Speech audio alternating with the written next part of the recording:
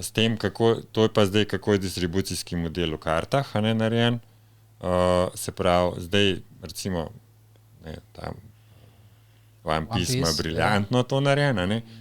Se pravi, v One Piece imajo vrednost alternate art karte. Vse ostalo ni nič vreden. To so Japonci izumili, pogruntali, izpilali in ti v bistvu, benefit tega je, da ti kot igralec lahko za relativno majhen vstopaš v sceno, ker na secondary marketu ti dobiš te karte za ston praktično, večino ti jih itak dajo, plus če si jih kupaš, te stane deck 10 €, 20 na secondary marketu. Odvisno, zelo odvisno od, recimo, trenutno meta deck Sakazuki stane 400 €. Ja, z vsemi kartami. Ne pa, če greš z unimi osnovnimi kartami. Ne, osnovne karte, structure decki so 10 €. Ne, ampak tudi če ti, hočeš meta deck. Če v ena art vzameš, od tega deka, pa mogoče sta ene 2 karte, tako, ka sta, ka sicer raba 4, se pravi 8 kart. Se glih to je problem, ti imaš meta karte, kjer dobiš eno karto ali pa 2 karti na box in ti rabiš 4 karte, ker pomeni, da moraš 2 boxa kupiti 200 € ali več, ni 200 € je, če imaš srečo, pa kupiš v retailu, ponavadi so ti boxi jih dobiš v resellu, kar pomeni 30% više marža, daš 300 € za to, da dobiš 4 karte. Ti si že ekonomija. Ja, ampak kot začetnik, ne rabiš teh 4 kart, Ne, ampak če hočeš meto igrati, deck že imaš, ti lahko morajo deck kupaš za 20 €, kaj imaš. Kaj pa ne bo zmagal ti turnirju, ampak je pa zelo bliz. Je zelo bliz. Ker se ti zgodi, da recimo na enem turnirju se ti lahko zgodi, da karte, ki jih boš vlekel, da bojo genau identične, kot to, kar boš z tega deka vlekel. Se pravi, ne boš dobil unih kart. Exactly, ki ti lahko naredijo edge, recimo. Ampak niso pa, se pravi, dek je čist playable, v večini primerov je čisto redo, ampak prodenemu, ko boš na turnirju, ki je full high, ki je top, ki rabiš nek edge, tista karta ni toliko drugačna, ampak je edge na turnirju, ki si top 8. Ko pa ti igraš z enim prijateljem, ker na pol ne zna igrati, je pa čisto vsem, ampak boš vsem imel ta močen deck, ki ni random neke karte, ki si jih ti sam entry level je dokaj poceni. Se pravi, tudi ni structure deck, structure deck je veliko slabš, kot ta deck. Maybe jaz da igram Ace-a, naprimer, pa je to structure deck, ampak je še vedno dost močen. Sej so Futuma je praktično. Ampak ne, structure decki skoraj nikoli niso neki karbade. Ampak rabiš 3. To pa ni več 20 €. No, rabiš 3 ali pa rabiš, ponavadi so zmešani med sabo, structure deck plus OP, da dobiš nekaj konkretnega ven. Moj point je, da pač lahko ti, če kupaš singlece, pač iz teh kasa, je par evrov, to te stane 20 € in imaš v bistvu dost hud deck in lahko igraš. In potem si pa začneš to fancy, ki si noter, pa si začneš fancy, pa alternate kart, pa vse, pa prideš na 500 več plus. Najboljša stvar pri vsemu je itek odpiranje pokcev. Meni je vseeno, kaj dobim. To je addicting efekt, to je tisto microtransaction. Upaš, da dobiš neko full secret rare karto in to je to. Ampak to se je tudi spremenilo. V začetka TCG-jev je bil thrill to, da si dobil nekaj, kar še nisi videl. Nekaj novega. Ti si odprl in je bila karta, ki si jo prvič v življenju videl. Ko ni bilo interneta. Je bil internet, ampak... Kam si zdaj ti šel v zgodovino? Malo si šel predelati. Ko ni bilo internet. Eni smo že imeli internet.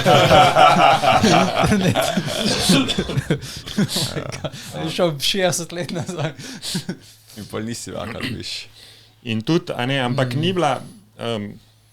Tudi so bili seznami kart, si lahko si šel pogledati, ampak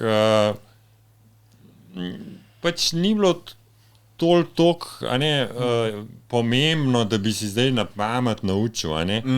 Plus, da te karte so bile, zdaj veš, preden edicija izide, veš, kje karte so vredne. In pol tiste karte iščeš. Sploh za One Piece, ker ima japonsko izdajo, ki je hitrejša kot angleška izdaja. In že vse veš. Veš naprej, kakšna bo meta, katere bojo une karte, ki bojo veliko vredne in se že umetno inflata cena karte, ki ne obstaja.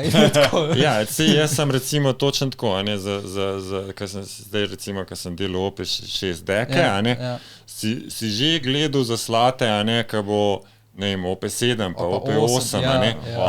V OP8 bom dal to karto noter, zdaj ne bom toliko igral, da ne bom kupil zdaj teh kart, ker bom itak pa jih ven mogel dati, da bom kar počakal, da bojo one z OP8. Vsak OP ima neko tematiko in celo po tematiki lahko predvidevamo, koliko bo vredna neka karta in nekateri naprimer načrtno ne kupujejo toliko recimo OP7, ampak čakajo do OP9, zaradi tega, ker OP9 bojo Jonko, in Jonko, ker tematika se aplicira tudi na to, kaj se dogaja v zgodbi. In veš, da v zgodbi so Jonko zelo pomembni, in potem bojo tudi karte bolj pomembne, zaradi tega, ker so liki, ki so na karti bolj priljubljeni in potem je ekonomija tega pač. Pa tizajo, Povejo, kjer lideri bojo, in pa že ugibaš iz tega, kjer te bojo, pa te barve bojo, zdaj bom pa za svoj, ne vem, rumen dek, bom dobil zdaj, mogoče bo kakšna karta, tam so 3 rumeni lideri, to bo zihar neki, da bom počakal, da vidimo. Recimo OP9 bo imel bugija, vsaj predvideva se, da bo imel bugija, ker še ne obstaja, naprimer v igri, torej že veš, da bo full drag, alternative art ali karkoli. To je pač postalo. Ampak to je prava igra postala za vas. To je ekonomija postala človek. To je kako se pravi odgovor na to, da se je vmes sesul vse, in zdaj kako znotraj tega narediti stvar zanimivo. Pri Magicu včasih si gledal artiste, da boš dubil. Jaz pa ta artist, da izbiram Rebeka Gue, sam še ena karta mi manjka. Tukaj je pa zdaj nek drug aspekt, so uvedeli, zato pravim, da so pač, da je One Piece currently s časom ta TCG, ker so neki drugi elementi, ki to nadomeščajo na nek način, ta thrill, tega planiranja in tega. Sam je pač na toliko širša. In oni tudi te novice, vse je postalo del tega.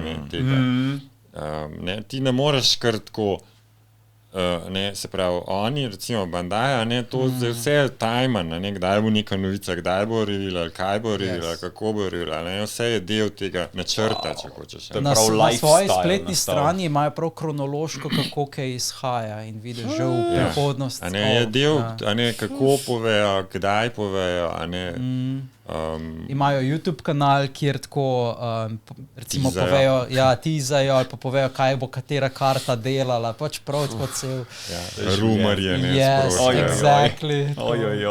Njihov marketing team igra 5D chess. Tako je. Zelo dobri so v tej, kako ne rečem, manipulaciji svojega potrošništva.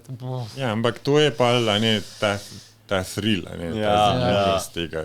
Ker vsi si želimo dobiti manga arte teh kart, ker so vredni. A to so najbolj vredni. Tisoče, recimo Luffy, ker je pač main character, ima svoj manga art in ta manga art je vredna, ne vem, mislim, da 500 evrov trenutno. Ena karta.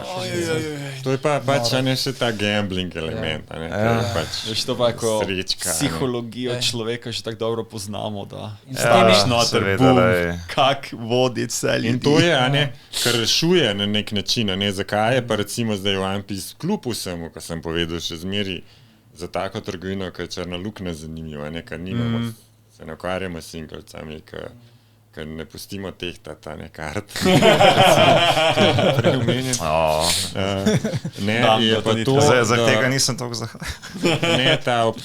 Ker pa še vsem, kdo kdaj pride njim, pa polka še pokac vzame, za to. Mogoče pa ta pokac. Da je pomen pokac odprl, mogoče pa. Lahko obrneš cel life na glavo. Sem se zdaj, ni več mogoče tehtati kart, ne? Mislim tako, so sploh še kakšni boostri, kjer je to mogoče? Zdaj ne bom trdil, da ni nobenih, ampak to so... to se je načrtno eliminirali, Ja, ne. Ker vem, da Yu-Gi-Oh potem po nekem času ni bilo več mogoče pač... V One Piece imaš tudi specifično vedno isto število pač teh pozlačenih in tako naprej kart, tako da vse tehta pri ti imaš isto. Je to, da so v bistvu komne začeli tudi... To je Lorcana tudi foil, če vsaka karta.